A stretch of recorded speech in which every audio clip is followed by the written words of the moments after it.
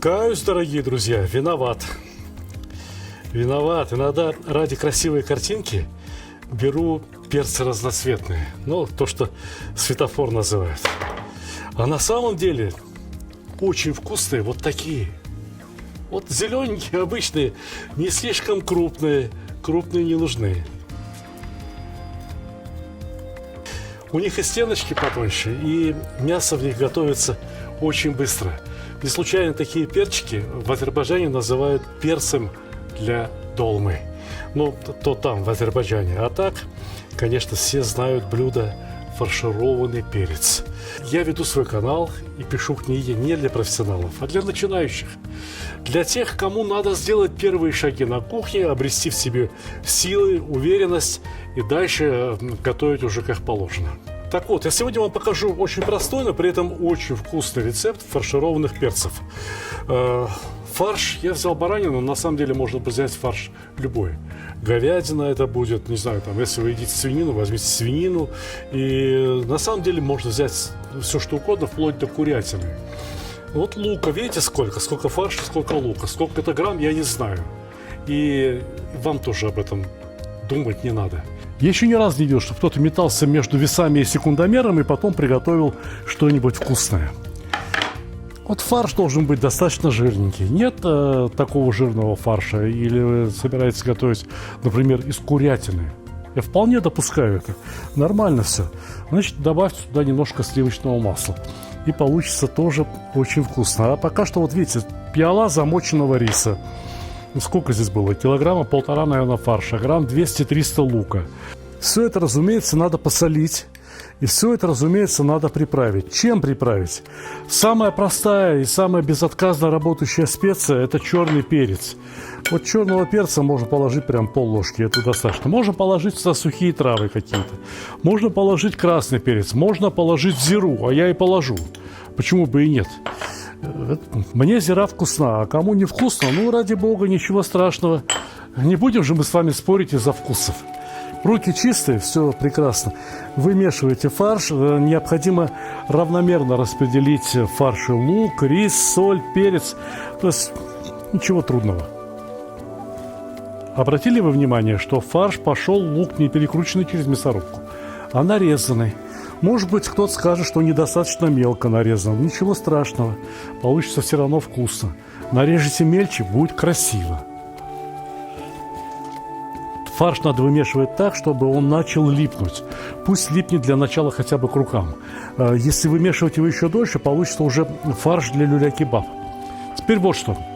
Болгарский перец не соленый, фарш соленый. Болгарский перец изнутри обязательно надо посолить. Каждую штучку. И только потом берете вот так вот ложечку фарша и туда, вовнутрь. Фарш отличный, фарш очень сочный. Любое мясо, и тем более лук, при нагревании выделяют из себя соки. И если не добавить рис, то эти соки просто-напросто начинают выбегать вот из этого болгарского перца, либо там внутри что-то будет, что-то хлюпать. А знаете, что сделает рис? Рис – это крахмал. В горячем виде он впитывает в себя влагу, в горячем виде он впитывает в себя все соки. Рис разбухнет, все соки останутся здесь, внутри фарша, вместе с рисом. Не набивайте перцы фаршем слишком плотно. Ну, так, чтобы вот было куда расти.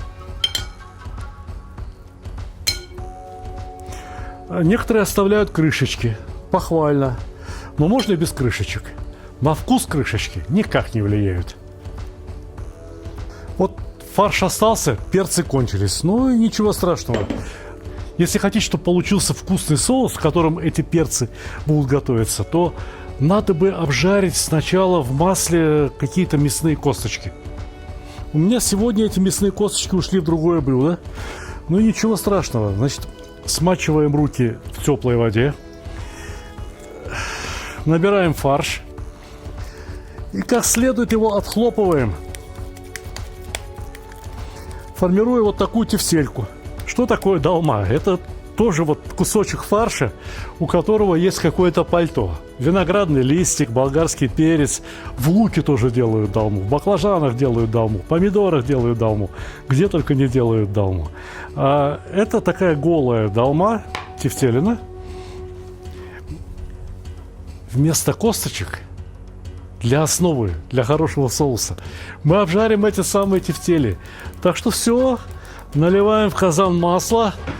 Тефтели будут готовы на раз-два и погнали наших городских. Только вот что.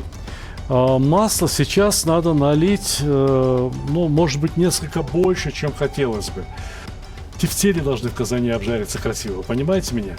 Ну, будет совсем лишнее, значит, уберем половину. Еще раз, обязательно смачивайте руки. Смочили руки, ну, набрали грамм 80-90 фарша. На весах не взвешивайте, только вас прошу. Ну вот сколько поместилось в руки, столько и возьмите. Все.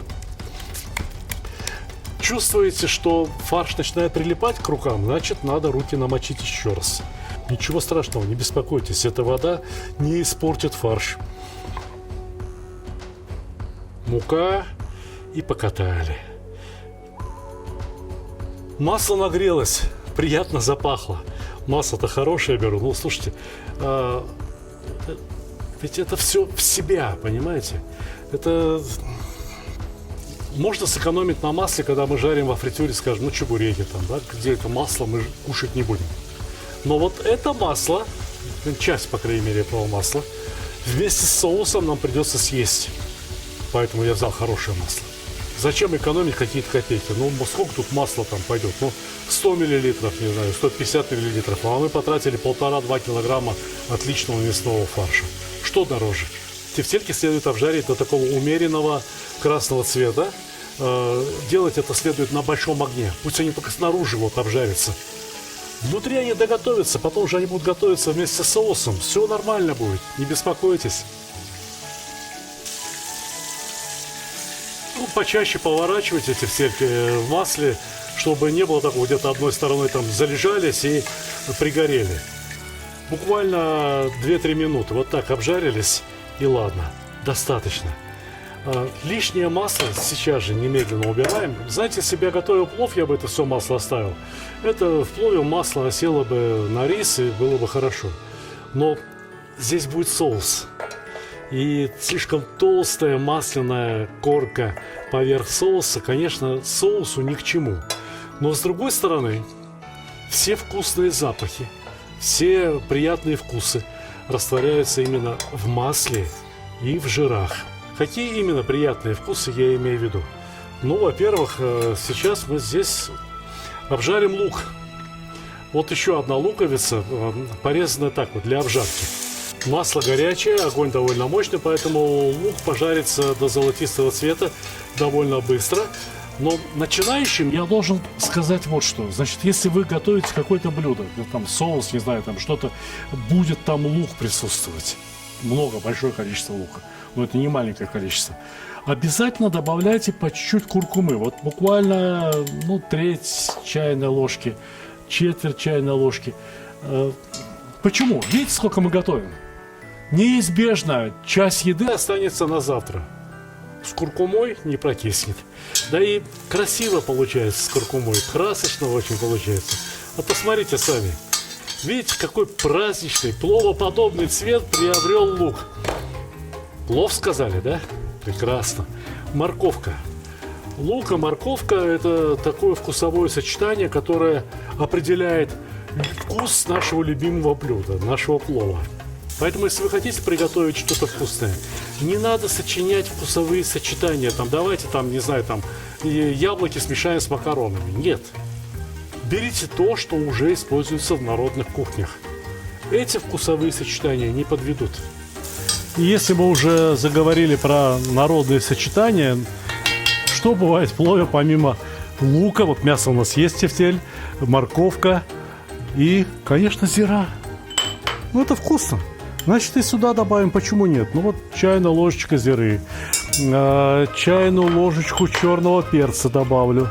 Еда должна быть слегка жгучей, слегка. Даже, вы знаете, человек должен кушать, и он не должен понимать, почему ему вкусно. Он не должен говорить: ох, как перец добавили, и вот мне теперь вкусно. Нет. Он просто должен кушать и говорить: это вкусно. Он не должен замечать там ни зиру, ни черный перец. Он должен просто ощущать вкусную еду. И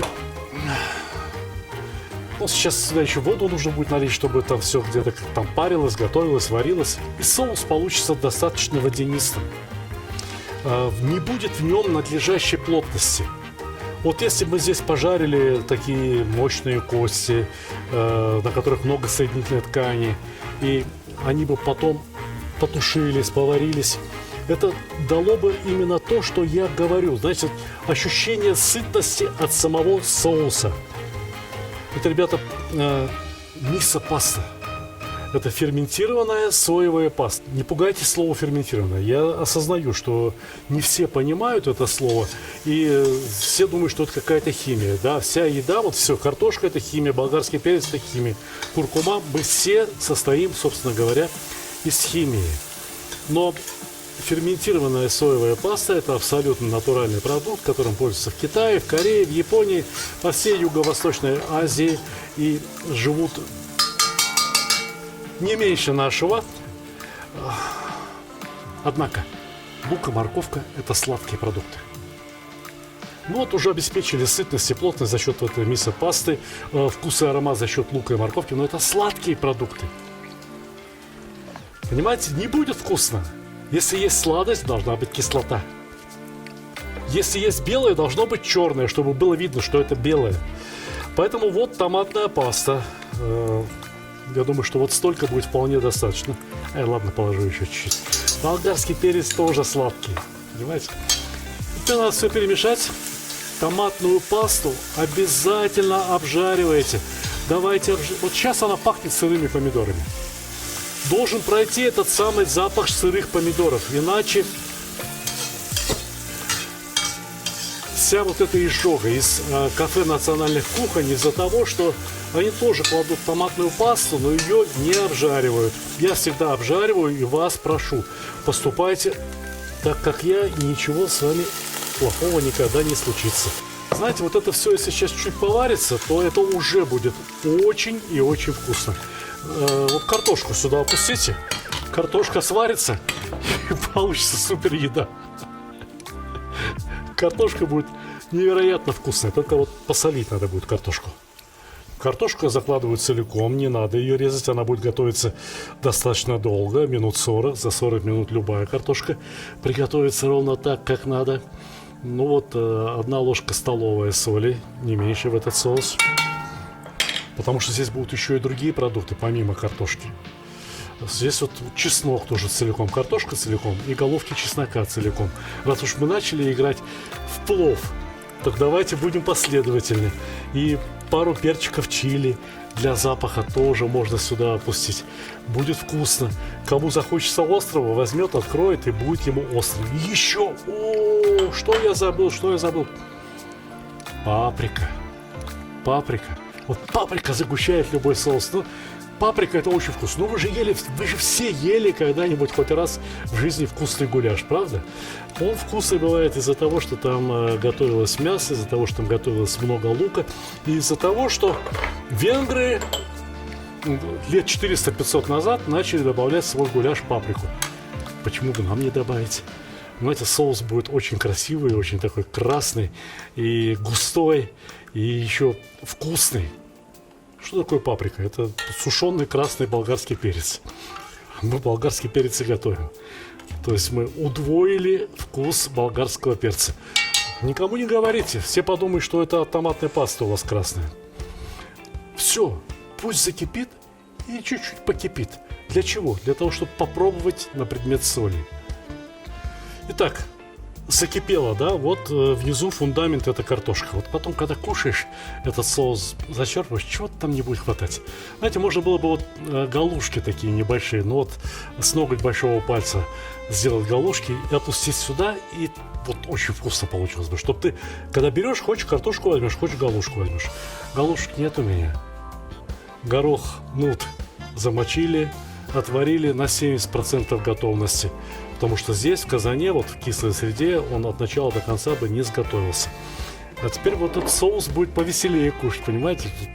Берешь там, хочешь по тебе попалась там картошечка, хочешь просто соус, но внутри ложки 1-2 горошины.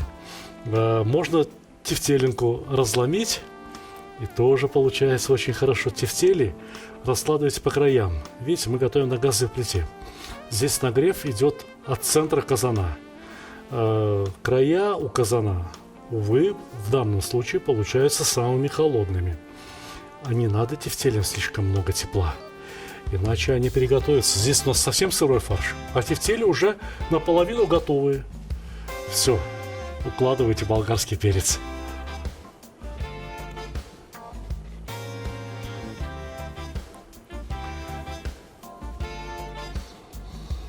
Некоторые предпочитают, чтобы вот соус попал туда внутрь болгарского перца, вот в этот фарш, чтобы соус пропитал фарш.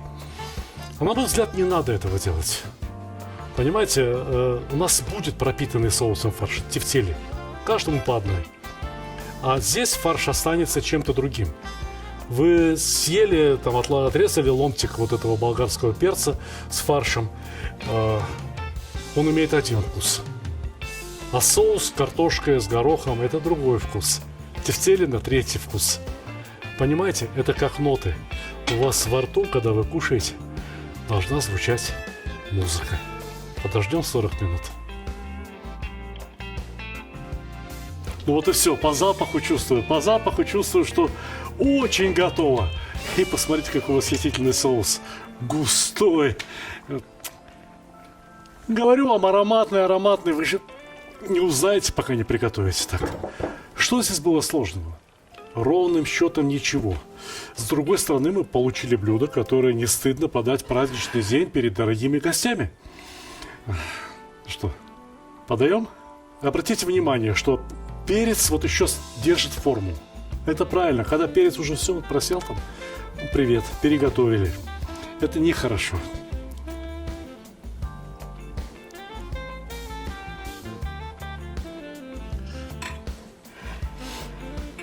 Конечно, важно еще, как подать. И поверьте, вот здесь есть что красиво выкладывать. Полюбуйтесь, какие тефтелинки. А еще картошечка.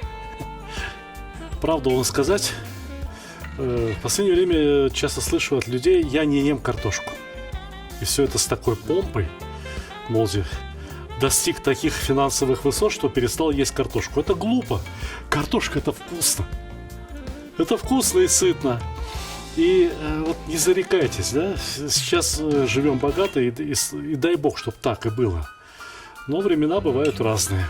И блюдо с картошкой, да, вот сама картошка, помогали многим народам выжить. Это вкусно, это хорошо. А вот сейчас будет еще и красиво. Раз чесночок, 2 чесночок.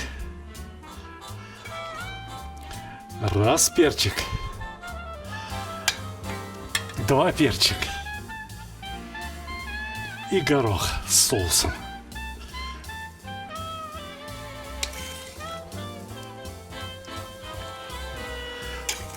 И вот сюда, между перчиками. Я не знаю, обратили вы внимание или нет, я продолжаю подавать вот не по-ресторанному, когда каждому на отдельной тарелке. А я продолжаю подавать так, как принято было у нас в Средней Азии, как принято на Кавказе. На стол ставится одно общее блюдо. Уже там каждый может, конечно, разложить себе по тарелке, но близкие друзья, и тем более уж одна семья, могут есть из одного общего блюда. Понимаете, еда должна объединять людей. А то квартиры раздельные, все раздельные. Ну, это хорошо, нет, хорошо, безусловно. Отдельная своя квартира, а не общага, это очень хорошо. Но мы же еще и за столом разъединяемся. Понимаете? А надо наоборот, надо объединяться.